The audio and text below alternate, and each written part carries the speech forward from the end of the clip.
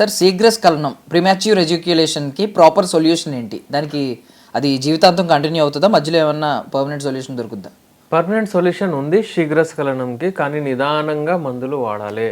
ఏ magical drug రాదు, ఒక tablets వేసుకోగానే శీఘ్రస్ఖలనం cure అయిపోతుంది, అలా ఉండదు.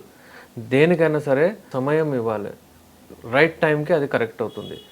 మీకు అది పాడవడానికి ఎన్నో సంవత్సరాలు పడింది, మరి మంచిగా అవ్వడానికి కొన్ని నెలలైతే పడుతుంది కదా.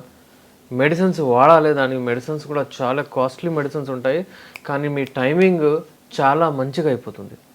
మీకు ఉన్న ముందు టైమింగ్ వచ్చేస్తుంది.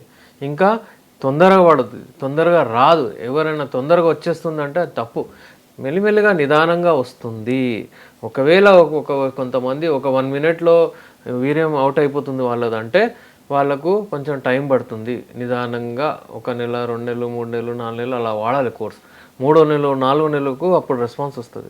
టైమింగ్ చాలా సున్నితమైన విషయం. It is related to brain. మీ బ్రెయిన్లో ఏదైతే ఉంటుందో అది బ్రెయిన్ ఎలా అప్రోచ్ తీసుకుంటుందో తెలియదు. మీ బ్రెయిన్ ఎలా ట్రైన్ చేస్తే అలా అవుతుంది. ఎందుకంటే యూజువల్లీ మనం ఏం చూస్తామంటే హస్తప్రయోజనం చేయడం వలన టైమింగ్ డిస్రప్ట్ అయిపోతుంది.